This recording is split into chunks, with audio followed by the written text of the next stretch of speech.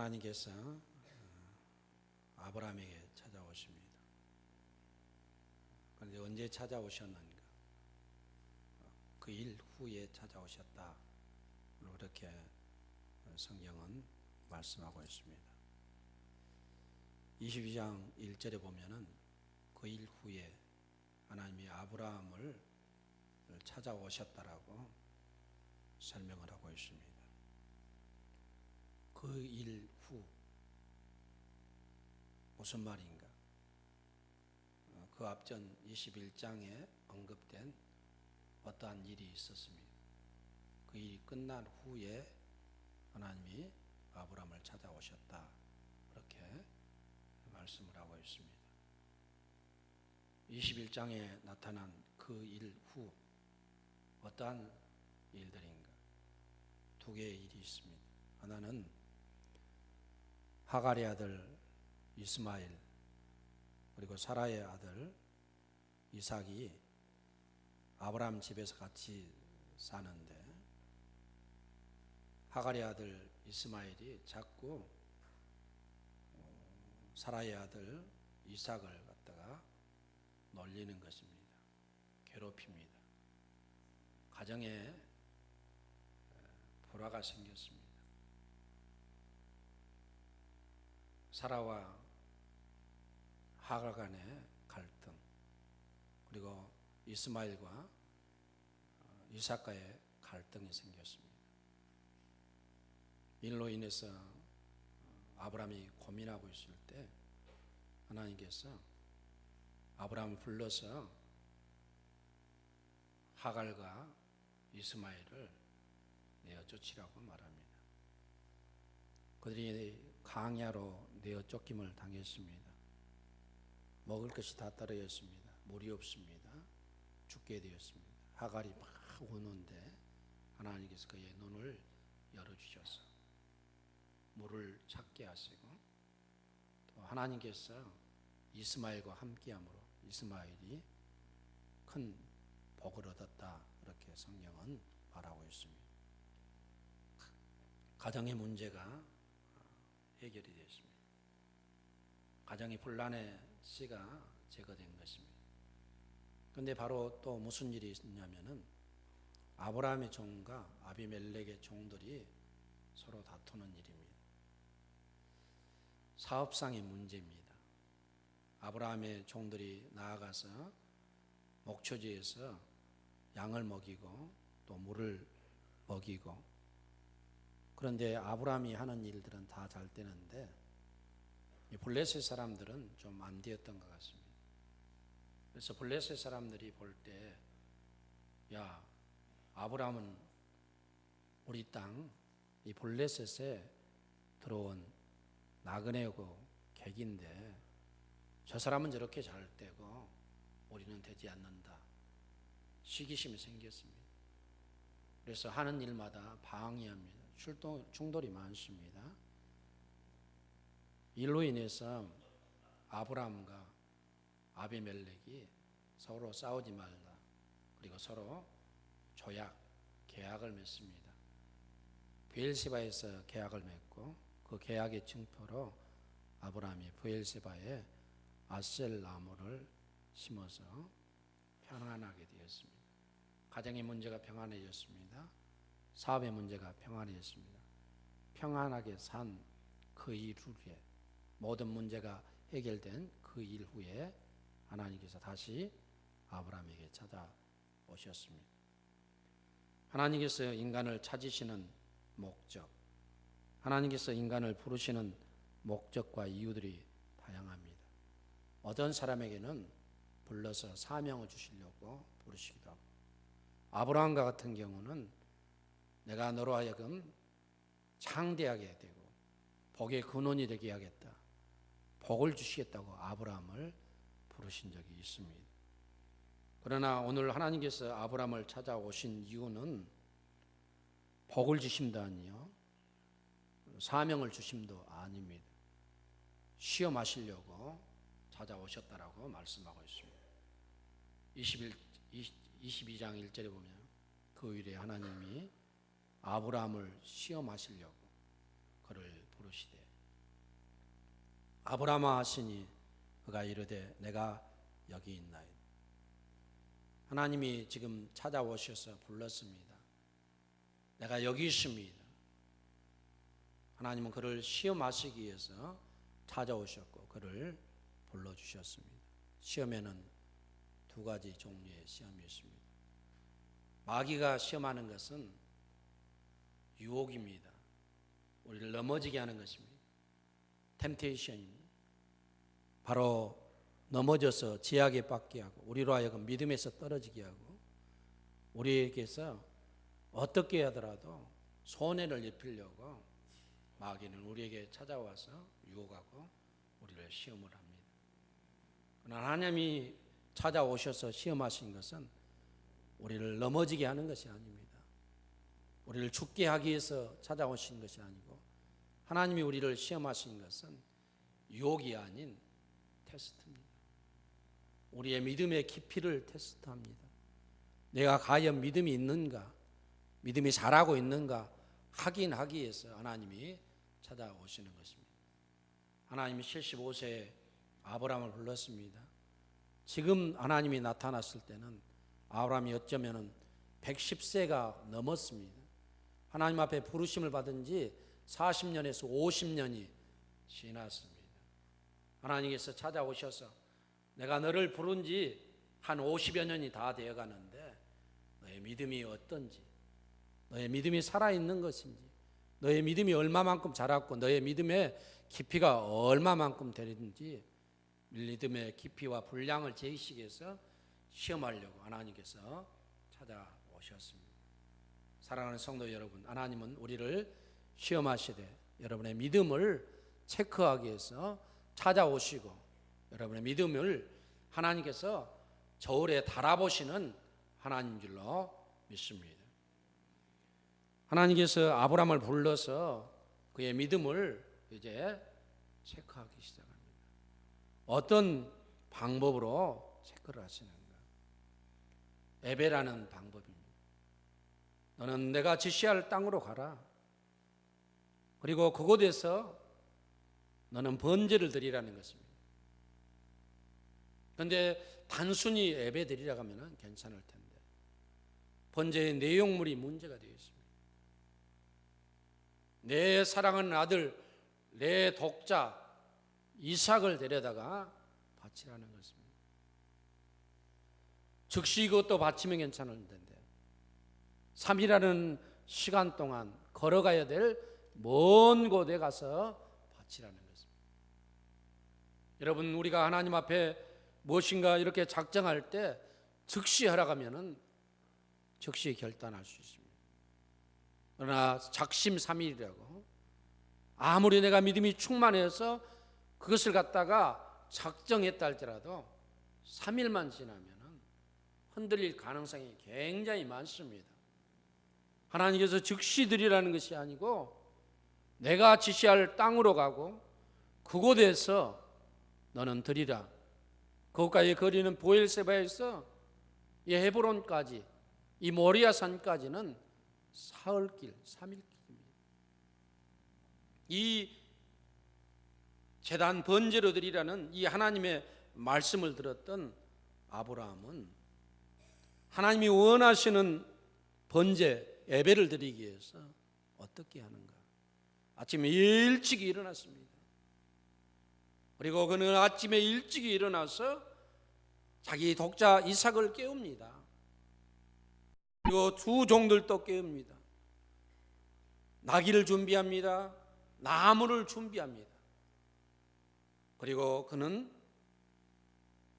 아침 일찍 해가 뜨기 전에 모리아산을 향하여 가는 것을 보게 됩니다. 성도 여러분, 하나님이 받으시는 예배, 하나님이 즐겨 받으시는 예배는 준비된 예배인 줄로 믿습니다. 아침 일찍부터 준비했습니다. 저와 여러분들이 하나님 앞에 나와서 예배 드릴 때 그냥 예배 드리서는 안 되고 여러분들이 미리미리 준비해서 준비된 그 마음과 그런 어떤 것들을 가지고 하나님 앞에 나와서 예배 드려야 하나님이 즐겨 받으시는 것이지 예배 시간 다 되어서 헐레벌떡 하는 것 하나님이 결코 원하시지 않는 예배가 되는 줄로 믿습니다. 그러므로 하나님 앞에 여러분들이 드리는 예배 준비할 수 있기를 바랍니다. 하나님은 준비된 예배를 받으십니다. 아브라함은 또한 어떤 예배를 준비하는가? 내가 드릴 그 예배에 전혀 방해거리를 제거해 버립니다. 여러분, 오늘 여기에 나오려고 해도 나오지 못할 만한 일들이 있지 않습니까? 이유들이 있지 않습니까?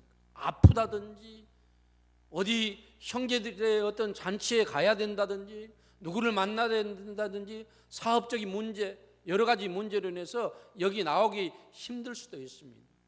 이런 것들을 다 제거하고 멀리해야만 하나님 앞에 온전한 예배를 저와 여러분들이 드릴 수 있을 줄로 믿습니다. 그러나 아침에 일어나서 아들을 깨웠습니다. 나귀를 준비합니다. 나무를 준비합니다. 종들을 준비합니다. 그러나 자기 아내는 깨우지 않았어요. 만약에 아내를 깨웠다고 생각해 보세요. 내가 내 아들 독자 이삭을 데리고 가서 번제로 드린다고 하면은 사라가 90에 낳은 아들인데 내어놓겠습니까? 싸움이 나도 보통 싸움이 나지 않을 것 아닙니까? 아내가 잠들어 있는 사이 살짝 빠져서 방해받지 않으려고 나왔습니다.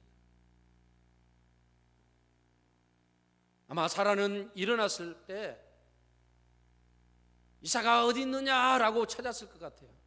없네. 여보 아브라함 하고 찾았을 것입니다. 아브라함도 없네. 어디를 갔을까?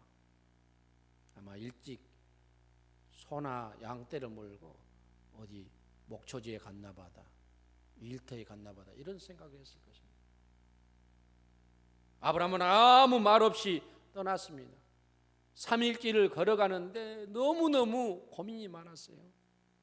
이 3일 길을 실존주의 철학자 키르케고르는 어떻게 아브라함의 심령을 설명을 하고 있냐면은, 아브라함이 3일 길 가는 그 길은 골도다로 가는 그 길이고, 그 3일간에 간 그 길에서 그 자신이 먼저 십자가에 자신을 못 박은 길이었다, 그렇게 말하고 있습니다. 얼마나 갈등이 많았겠습니까? 아들은 잠을 잘 수 있고 또한 종들은 잠을 잘 수 있지만은 아브라함은 잠 한숨 못 자고 계속 걸었고 뜬 눈으로 하늘을 쳐다보면서 하나님 이게 무슨 일입니까? 별의별 생각을 많이 했을 것입니다.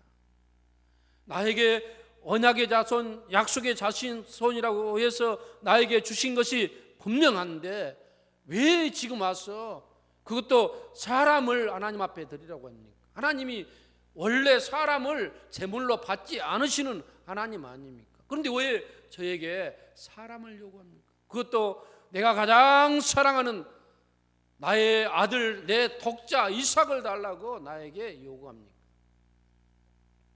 별의별 생각을 많이 하면서 밤의 괴로움 가운데 그는 하루하루 보내게 됩니다. 3일이었습니다. 멀리 모리아산이 눈에 들어옵니다. 그는 종들에게 너희는 여기 머물러 있으라. 나귀도 거기다 둡니다. 종들을 데리고 가면은 종들이 또 방해할 수 있잖아요.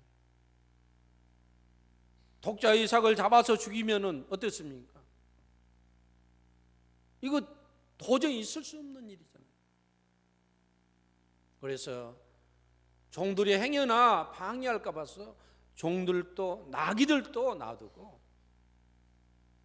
자기 아들만 데리고 가는 것을 보게 됩니다. 저와 여러분들이 신앙생활함에 있어서 신앙에 얽매이기 쉬운 무거운 짐들을 다 벗어버리고 하나님 앞에 아브라함처럼 달려나아가는 믿음의 성도들 될 수 있기를 주의 이름으로 축원합니다. 그래야 예배가 온전한 예배가 될 수 있습니다. 이것저것 다 여러분 신경 쓰고 방해거리들 그대로 여러분들 방해받으면서는 믿음 생활을 할 수 없어요.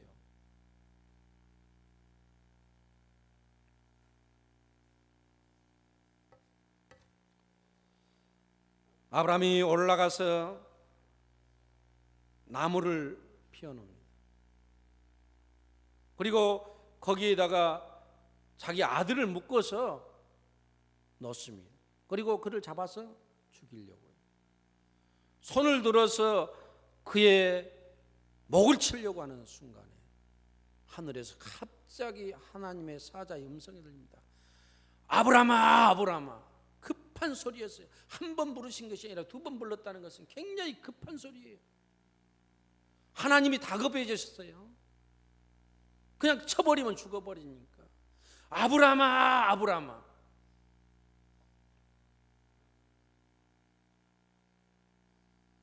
너의 행동을 중지하라는 것 아닙니까? 그러면서 하나님께서 하시는 말씀이 뭐라고 말씀하십니까?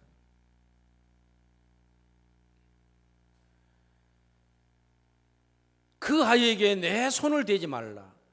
그 아이에게 아무 일도 하지 말라. 그렇게 말씀하십니다. 너는 더 이상 그 아들에게 손을 대서는 안 된다. 그에게 어떤 일을 더 이상 진행시켜서는 안 된다는 것입니다. 그리고 하나님이 말씀하시기를 내가 내 아들 내 독자 아브라함이 너의 아들 내 독자 내 아들이라는 이 내라는 말이 굉장히 지금 강조되고 있습니다. 내 아들 내 독자까지라도 나에게 아끼지 않고 내가 드렸으니까 내가 이제야 여호와 하나님 나를 경외하는 줄 알았다. 경외하는 줄 알았다라고 말씀하고 있습니다. 하나님이 받으시는 예배가 무엇인가? 경외하는 예배입니다. 여기서 경외하다 이 말은 준비했습니다. 순종했습니다. 이해되지 않아도 순종했습니다. 가장 귀한 아들보다 더 사랑하는 마음을 하나님이 원하셨어요. 하나님이 원하시는 예배가 무엇인가? 여러분의 마음인데 세상 그 어떤 것보다 더 사랑하는 그 마음을 가지고 나와서 하나님 앞에 드리기를 원하시는 분이 우리 하나님들로 믿습니다. 그래서 내가 내 독자, 내 사랑하는 아들을 그보다 나를 더 사랑하는 걸 내가 알았다. 이것을 경외라고 표현하고 있습니다.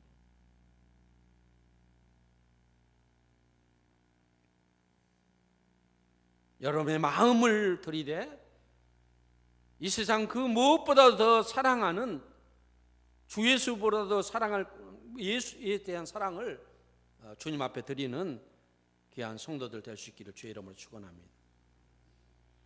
또한 모리아 산의 제단은 가장 귀한 것을 드리는 헌신의 예배요 제단이었습니다. 앞에서 말씀드렸듯이 내 아들, 내 독자, 사랑하는 내 아들이라는 말이 많이 기록이 되어 있지 않습니까? 아브라함이 지금 노년에 무엇이 자기 아들보다 더 귀한 것이 어디가 있겠습니까?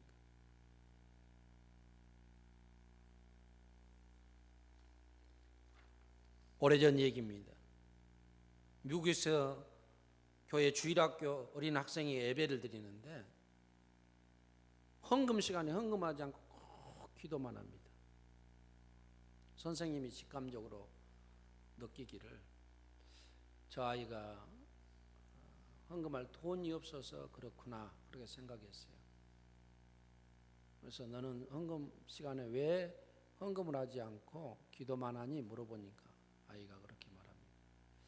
선생님 저는 헌금할 돈이 없어서 기도 드립니다. 헌금 시간에 기도 드립니다. 그렇게 말합니다. 선생님 기특했습니다. 그래서 너는 무슨 기도를 드리니? 그랬더니 하나님, 저는 돈이 없습니다. 그러나 이 헌금 시간에 내 몸과 마음과 내 일생을 드립니다. 받아주옵소서. 그렇게 기도한다는 거예요. 선생님이 큰 감동이 되었어요. 할렐루야. 우리 교사들 좀 감동 좀 받을 수 있기를 바랍니다. 그리고는 그에게 돈을 주면서, 얘야, 앞으로 내가 헌금할 때 기도하지 말고 내가 준 돈을 내가 잔돈으로 바꾸어서 매주일 조금씩 드리려무나, 그렇게 했습니다. 근데 몇 번을 드리더니 어느 순간에 보니까 또 분명히 돈이 있을 텐데 기도만 하고 있는 거예요. 저 녀석이 돈을 주었더니 다 사탕 사 먹고 이제 기도하는구나, 그 생각을 한 것입니다. 그래서 애를 불렀어요. 너 헌금 시간 왜 헌금 않고 기도하니? 그랬더니 이 아이가 이렇게 말합니다. 선생님, 헌금을 하고 남은 잔돈을 호주머니에다 넣고 다니니까 너무 사탕, 과자가 사 먹고 싶은 마음이 들어서 유혹과 시험이 너무 든다는 거예요. 그래서 제가 한꺼번에 다 드리고 그냥 헌금 시간에 기도만 하기로 했습니다. 할렐루야. 이 어린아이보다도 못한 사람들이 많아. 헌금하라면 교회 안 나온 사람이 있어. 그 어린아이가 자라서 누구가 됐는가? 1885년에 제물포에 최초로 장로교 선교사로 들어왔던 언더우드 선교사인 줄로 믿습니다. 장로교 역사를 말할 때 언더우드를 빼놓고 얘기할 수가 없습니다.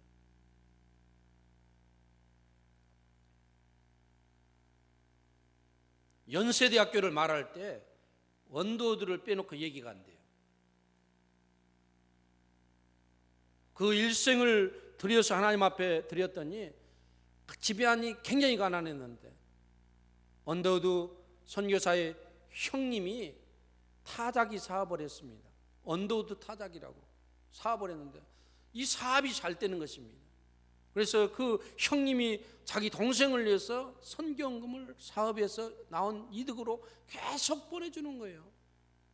그걸로 한국에 많은 선교를 했을 뿐만 아니라 지금 연세대학교 부지도 자기 형님이 보내준 선교비로 산 거예요.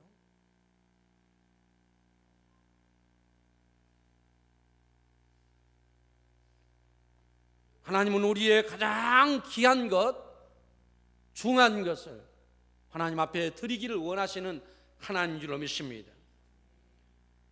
아브라함은 자기에게 있어서 가장 자기 생명보다 더 아끼고 사랑했던 자기 아들의 생명을 하나님 앞에 드림으로 하나님의 시험에 합격을 했습니다. 성도 여러분, 시험에 합격한 자에게는 하나님이 주시는 상급이 있습니다. 욥기 42장에 보면은 욥이 하나님 앞에 축복받은 내용들이 기록됩니다. 그러나 욥기 시작하자마자 시작은 좋은데 욥이 동방의 최고의 부자였는데 알거지가 되잖아요. 아무것도 없습니다. 자녀들 있고 자기 아내도 떠나버리고 자기의 몸은 병들었습니다. 수년 동안 그 시험의 시간, 고난의 시간을 지납니다. 그러나 이 시험을 다 이긴 후에, 통과된 후에는 하나님께서 그에게 욥기 42장에 보면은 이전보다도 갑절의 축복을 허락해 주신 줄로 믿습니다. 시험을 이겨야 하나님이 복을 주시는 거예요. 야고보서 1장 12절에 보면은 시험을 참는 자가 복이 있도다. 이것에 옳다 인정하심을 받은 후에 주께서 자기를 사랑하는 자들에게 약속하신 생명의 면류관을 얻을 것임이니라. 할렐루야. 시험을 참고 이기는 자가 복이 있다는 것입니다. 생명의 면류관을 그들에게 허락해 주신다고 약속했습니다. 아브라함은 이 시험에 통과했습니다. 그리고 하나님께서 통과한 후에 아브라함에게 말씀하시기를 아브라함아 모든 열국이 너로 말미암아 복을 얻을 것이라고 다시 말씀해 주십니다. 그리고 자기 아들 대신해서 수풀에 양 한 마리 걸리게 하고 그 양을 준비해서 대신 드리게 하고 여호와의 이레 여호와의 산에서 준비되리라 준비하시는 하나님의 축복을 얻은 일로 믿습니다. 사랑하는 성도 여러분들이요, 저와 여러분들이 하나님 앞에 예배 드릴 때 어떠한 일이 있더라도 순종할 수 있길 바랍니다. 순종하는 가정 속에서 준비해야 됩니다. 방해거리를 없애야 됩니다. 우리의 마음을 드려야 됩니다. 나의 가장 귀한 것을 하나님 앞에 드릴 때 하나님이 그것을 통하여서 내가 나를 진실로 경외한다, 내가 진실로 참 믿음을 갖고 있다라는 내 믿음에 대한 인정, 이것을 재어보시고 바라보시고 흔들어 보시고 인정해 주실 줄로 믿습니다. 이 하나님의 시험에 합격해서 아브라함처럼 욥처럼 하나님 앞에 축복받는 귀한 갈릴리교회 성도들 될 수 있기를 주의 이름으로 축원합니다. 기도하겠습니다. 거룩하신 하나님 아버지 감사합니다.